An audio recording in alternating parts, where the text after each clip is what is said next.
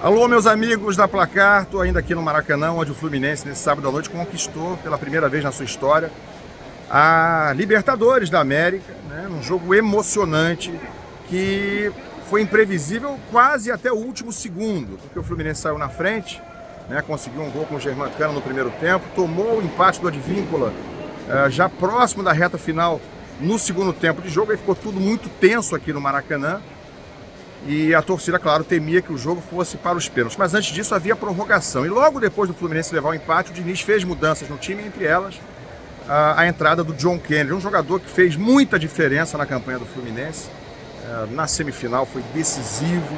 Ele estreou como titular nas quartas de final contra o Olímpia, foi titular pela primeira vez aqui no Maracanã, no jogo de ida, quando o Fluminense venceu por 2-0. E foi importante novamente na volta, quando fez até gol na partida contra o Olímpia lá, onde o Fluminense também venceu. Então, os dois jogadores que fizeram os gols hoje, e o Cano acabou desempatando próximo ao fim do primeiro tempo da prorrogação, esses dois jogadores, Germancano e John Kennedy, foram exatamente os nomes do Fluminense na Libertadores. Se tiver que destacar só um, foi o Cano, né? Artilheiro absoluto, disparado da competição, e que obviamente foi essencialmente decisivo para que o Fluminense conquistasse o título. Mas não dá para falar algo muito diferente sobre o John Kennedy, que hoje simplesmente evitou, né, que o Fluminense tivesse a possibilidade, que já era muito grande naquela altura, de ir para a disputa de pênalti, onde o Boca Juniors é um time muito temido.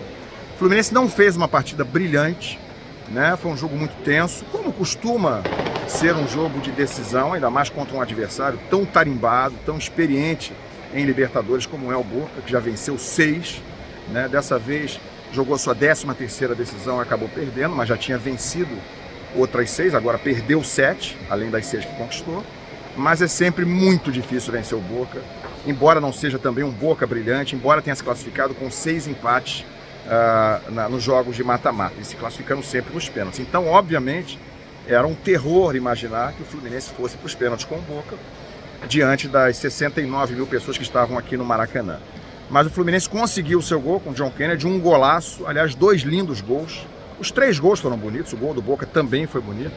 E aí, no segundo tempo, o Fluminense até estava com um jogador a menos, porque o John Kennedy foi expulso no fim do primeiro, aliás, quando fez o seu gol no primeiro tempo, e um pouco depois, né, acabou que o Boca ficou também praticamente o segundo tempo inteiro da prorrogação sem o seu jogador, o Fabra, que deu um tapa na cara do Nino. Isso ainda foi no finzinho do primeiro tempo. Então tivemos um segundo tempo da prorrogação com 10 contra 10. Ainda assim, o Boca foi um time que apertou muito o Fluminense no segundo tempo desse tempo extra. O Fluminense parecia cansado, parecia sem pernas, realmente teve que colocar os 5% a mais que precisava, além dos 100% que cada jogador tinha. Para mim, uma conquista justa. O Fluminense era um time que chegou com uma campanha bem melhor do que a do Boca. Na fase de mata-mata, por exemplo, o Fluminense tinha 4 vitórias e 2 empates, enquanto o Boca vinha, como já citei aqui, com 6 empates. E hoje pareceu boa parte do jogo também querer levar até o fim com o placar empatado.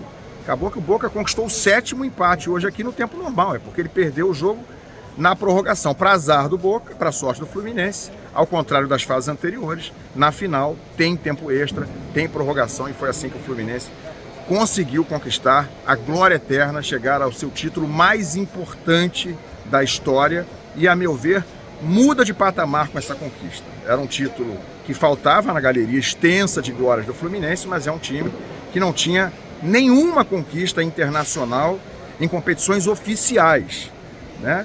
E era um dos 2 times dos chamados 12 grandes do Brasil que não tinha conquista de Libertadores. Agora só tem o Botafogo sem essa conquista. Então, para mim, um título justo, um título muito sofrido e com a cara de um time unido.